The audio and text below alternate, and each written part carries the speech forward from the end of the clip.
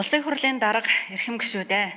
Улсын хурлын гишүүн инх төвшин Ган Хуйгнараас 2025 оны 12 дугаар сарын 17-ны өдөр улсын хурлд өргөн мэдүүлсэн худалдаа аж үйлдвэрийн танхимын тухай хууль, шинжилсэн найруулгын төсөл болон хамт өргөн мэдүүлсэн хуулийн төслүүдийг үзэл баримтлалын хүрээнд хэлцэх хэсэг асуудлыг эдийн засгийн байнгын хороо 2026 оны 4-р сарын 21-ний өдрийн хуралдаанаараа хэлэлцлээ.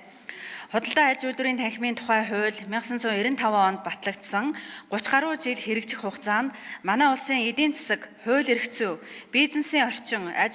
ахуйн нэгжийн үйл ажиллагааны чиглэл, засаглал хэлбэрт томоохон өөрчлөлтүүд гарсан боловч энэ хуулийн хэрэгжилтийн үр дагаварт үнэлгээ хийхэд танхим нь аж ахуйн нэгж байгууллагуудын хууль ёсны ашиг сонирхлыг төлөөлөх,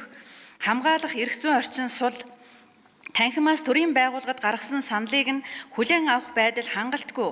Аймгийн салбар танхимууд бие даан үйл ажиллагаа явуулах чадамж сул танхимын тогтолцоог бүс нутгийн зарчим тулгуурлан байгуулах нь оновчгүй зэрэг дүгнэлтүүд гарсан тул танхимын одоогийн бүтэц, тогтолцоо, гишүүнчлэл, санхүүжилт, зорилт, чиг үүргийг өнөөгийн эдийн засаг, бизнесийн нөхцөл байдалтай уялдуулан өөрчлөх эрэлт хэрэгцээ шаардлагатай гэж үзэж, хууль санаачлалтын зүгээс хуулийн шинжилсэн найруулгын төслийг боловсруулсан байна. Хуулийн төслийг ди парламент МН сайтад байршуулж, иргэд олон нийтийн саналыг авч байна. Байнгын хорооны хуралдаанаар хуулийн төслийг хэлэлцэх үед улсын хурлын гишүүн Ж. Ганбаатар үндэсний топ аж ахуйн нэгжүүдийн бизнесийн үйл ажиллагааг үнэлж, эрэм тогтоодог одоогийн шалгаруулалт, шалгуур үзүүлэлтүүд хэр оновчтой талаар, үндэсний танхим буюу толгой танхимтай байх ач холбогдлын талаар улсын хурлын гишүүн Уян гишиг хуулийн төслийн 26 дугаар зүйл заасан үндэсний танхим нь гэрээний үндсэн дээр үзүүлдэг үйлчилгээнүүдээ шилжүүлэх зохицуулалт нь одоо үйл ажиллагаа явуулж байгаа танхимууд үйл ажиллагаагаа үргэлжлүүлэн явуулах боломжтой эсэх талаар,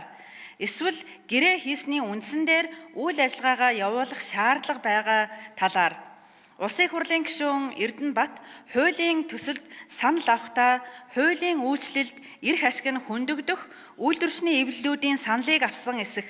танхимын удирдлага, удирдах зөвлөл зэрэг зохион байгуулалттай холбоотой дүрмээр зохицуулах харилцааг хуулиар зохицуулах нь оновчтой эсэх талаар Улсын хурлын гишүүн Заяабал хуулийн төсөлд засгийн газраас өгсөн барааны гарал үүслийн гэрчилгээг гайлын байгууллагад хариуцуулж гүйцэтгүүлэхийг зөвлөсөн Дэлхийн гайлын байгууллагын саналын талаар Монголд үйлдвэрлэв зураасан код, шошгыг ашиглан үндэсний бараа бүтээгдэхүүнүүдийг дуурайлган гадаад улсад үйлдвэрлэж, үндэсний үйлдвэрлэгч, дотоодын аж ахуйн нэгжүүдийн эрх ашгийг хохироож байгаа талаар Улсын хурлын гишүүн Батнайрамдал мэргэжлийн нэгдсэн холбооны эрх зүйн байдлын тухай хуультай хэрхэн уялдах, жижиг дунд бичил бизнес эрхлэгчдийг төлөөлөх эрхийг хэрхэн баталгаажуулсан, улс төрөөс ангид байлгах хуулийн хязгаарлалтыг хуулийн төсөлд хэрхэн тусгасан талаар,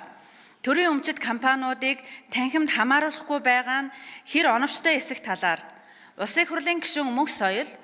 олон салбар танхимуудад элсэхэд хураамж төлөлд давхардах эсэх, хариуцлагын тогтолцоо, үндэсний аж ахуйн нэгжүүдийг эренбэлж байгаа топ 100 өргөжүүлж шалгуур үзүүлэлтийг шинжлэх, жижиг дунд бичил бизнесүүдээ олон нийтэд таниулж сурталчлах талаар Улсын хурлын гишүүн Очирбат хуулийн төслийн 6 дугаар зүйлийн 6-гийн 3, 18 дугаар зүйлийн 18-ын 4 зааснаар танхим нь төрийн байгууллагын зарим цэг үүргийг хариуцсан хэрэгжүүлэх, төрийн байгууллага нь албан тушаалтнаас дэмжлэг тусалцаа авах зэрэг асуудлыг тусгасан нь зохистой эсэх талаар танхимын удирдлага улс төрийн намын харьяалалгүй байх зохицуултыг сайжруулах, гадаад улсад хуурамчаар үйлдвэрлэгдсэн бараа бүтээгдэхүүн Монголд үйлдвэрлэв зураасан код, шошгыг ашиглаж байгаад хэрхэн хяналт тавьж байгаа талаар Улсын хурлын гишүүн Жаргалан танхимд татвар хураамж төлдөг аж ахуйн нэгжүүдийн тоо, гишүүнчлэл, жилийн төсөв, түүний хэдэн хувь нь татвар хураамжийн орлого, хэдэн хувь нь бусад орлогын талаарх мэдээлэл хараад бус бие даасан институт болох чиглэлд ямар арга хэмжээ авч байгаа талаар Улсын хурлын гишүүн Мандхай том групп компаниудын нөлөөллөөс хэрхэн хамгаалах, танхимын ерөнхийлөгч удирдах зүйлийн хариуцлагын механизмын талаар тус асуулт асууж хариулт авсан болно. Мөн улсын хурлын гишүүн Лувсан Жамц үндэсний аж ахуй нэгжүүдийг том байх тусмаа топ шилдэг аж ахуй нэгж гэж ирэмблэхээсээ илүүтэй салбар танхимууд олон улсын сайн жишгийг нэвтрүүлсэн байдлаар ирэмбэлдэг болох талаар улсын хурлын гишүүн Очирбат Монгол Улсын засгийн газрын тухай хуулийн 19-р зүйлийн 1 заасан төрийн гүйцэтгэгч чиг үүргийг төрийн бус байгууллагад хариуцуулан гүйцэтгүүлэх, санхүүжүүлэх нь зохисгүй байгаа талаар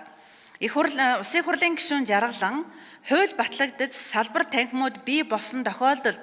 өөрсдийн эрх ашиг, олон янз байдал, үнэт зүйлээрээ эвлэлдэн нэгдсэн байгууллагуудыг хүчээр нэгтгэх нь ардчилсан зарчимд нийцэж байгаа эсэх талаар одоо үйл ажиллагаа явуулж байгаа, эрх ашиг нь хөндөгдөж байгаа талуудын санал түгнэлтийг авах талаар Улсын хурлын гишүүн Мантхай хуулийн төслийн үзэл баримтлал, зорилтын талаар хууль батлагдсанаар аж ахуй нэгж бизнес эрхлэгчид ямар давуу талыг бий болгох, жижиг дунд бизнес, бичил бизнесүүдийг хэрхэн хамгаалах, том групп компаниудыг охин компаниудын хамт танхимд гишүүнээр эсдэг явдлыг хязгаарлах зохицуултуудыг хуульд нэмэлт тусгах, хуулийн төслийг сайжруулах шаардлагатай талаар тус санал хэлсэн болно.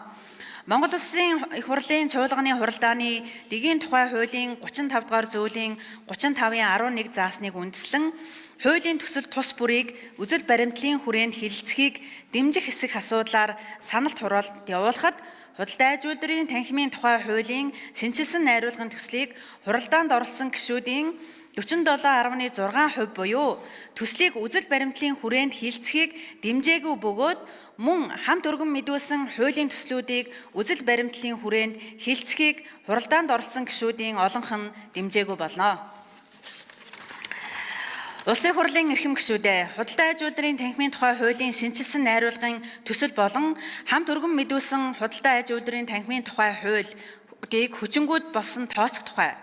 хөрөнгө оруулалтын тухай хуульд нэмэлт өөрчлөлт оруулах тухай, харилцаа холбооны тухай хуульд нэмэлт оруулах тухай, статистикийн тухай хуульд нэмэлт оруулах тухай, өрсөлдөөний тухай хуульд нэмэлт оруулах тухай, эрчим хүчний тухай хуульд өөрчлөлт оруулах тухай, төрийн болон орон нутгийн өмчийн хөрөнгөөр бараа ажил үйлчилгээ худалдан авах тухай хуульд нэмэлт оруулах тухай, чөлөөт бүсийн тухай хуульд нэмэлт оруулах тухай, иргэний хэрэг шүүхэд хянан шийдвэрлэх тухай хуульд нэмэлт оруулах тухай, эвдрүүлэн жуулчлалын тухай хуульд өөрчлөлт оруулах тухай, мэргэжлийн болон техникийн боловсрол сургалтын тухай хуульд нэмэлт оруулах тухай, худалдаа аж үйлдвэрийн танхимын тухай хуульд хуулийг дагаж мөрдөх тухай хуулийн төслүүдийг хилцэх талаар эдийн засгийн байнгын хорооны санал дүгнэлтийг хилцэн шийдвэрлэж өгөхийг та бүхнээс хүсье. Анхаарал тавьсанд баярлалаа. Эдийн засгийн байнгын хорооны хуралдааныг даргалагч Ил Соронзон болд. За, эцэг шүү баярлалаа.